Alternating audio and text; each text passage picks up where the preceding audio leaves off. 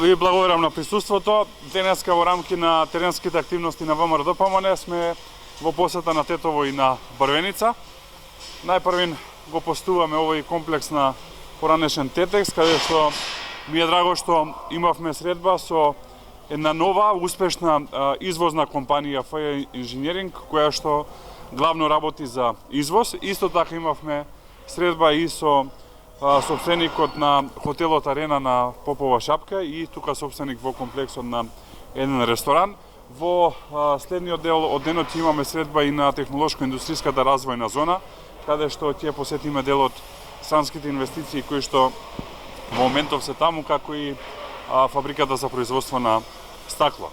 Она што го гледаме во средбите со стопанствениците, со оние кои што практично го создаваат националното богатство на Македонија, го полнат буџетот, даваат плати, е дека имаме две вистини. Едната е дека имаме исклучително амбициозни луѓе кои што сакаат да работат тука во Македонија и да допринесат, и од друга страна, за жал, имаме една неодговорна власт и влада која што не ги помага овие луѓе.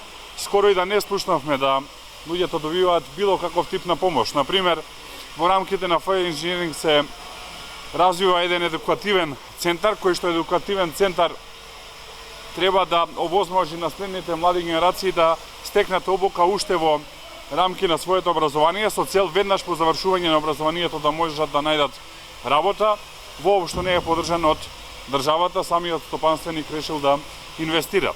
Понатака во однос на ресторанот гледаме дека овие мерки поврзани со короната траат скоро година дена. Година дена во Македонија се забранети собери од типот на организирање свадби, крстевки, роднеднени, она што е основна дејност на тие ресторани, и до тука е во ред. Она што е проблем е што нема никаква поддршка од државата.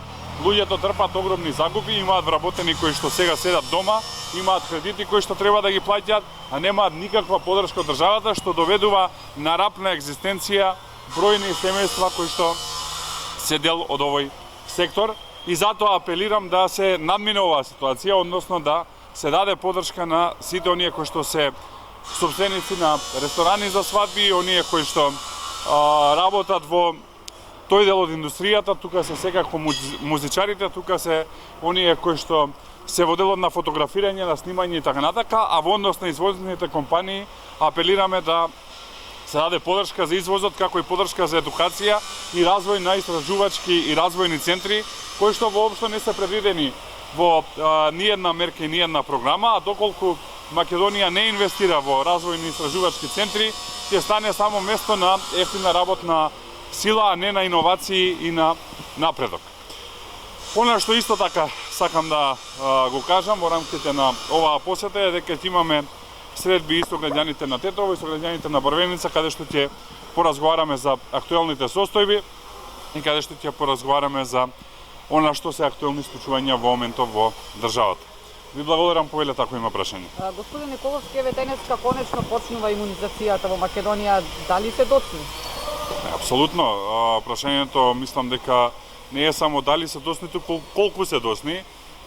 За жал, Македонија е последна држава во Европа која што почнува со вакцинација, со една многу мала скромна бројка која што беше донирана од Србија, и треба да знаат граѓаните дека денес се почне имунизацијата, за 2-3 дена ќе заврши, затоа што со овие 4000 и нешто дози ќе се вакцинираат 2000 луѓе и ќе заврши тука работата, а треба да се вакцинира некаде 60 до 70% од населението, доколку сакаме да Македонија се заштити од коронавирусот. До овој момент да имавме одговорна власт каква што неаме, требаше Македонија да има купено 2 милиони вакцини и милион луѓе да се вакцинираат во овој момент.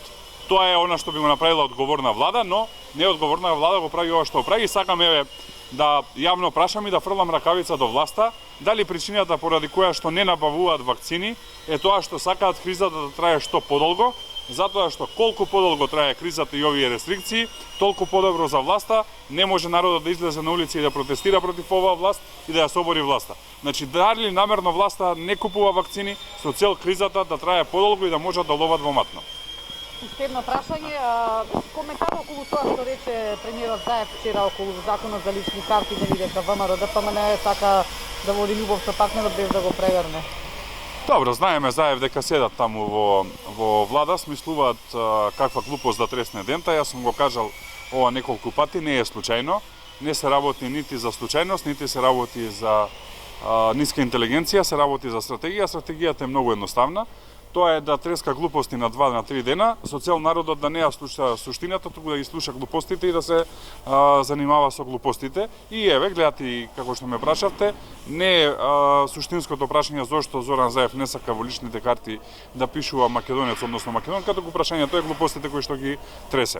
А суштината е многу едноставна. Тоа е дека со преспанскиот договор кој што Зоран Заев го потпиша со Грција, етничката припадност македонец е избришана. И со тоа македонците не може да се декларираат како македонци. Со овој закон ние го извадивме на чисто, односно пред целата јавност покажуваме дека Зоран Заев преку своите формални и неформални партнери не дозволува да се изгласа закон со кој што во личните карти ќе може да пишува Александар Николовски државјанство македонско, етничка припадност македонец. Тоа е проблемот на Зоран Заев и затоа прво се обидува преку спотери да го блокира законот, а кога ова стане национална тема да тресе глупости за глупостите да се тема.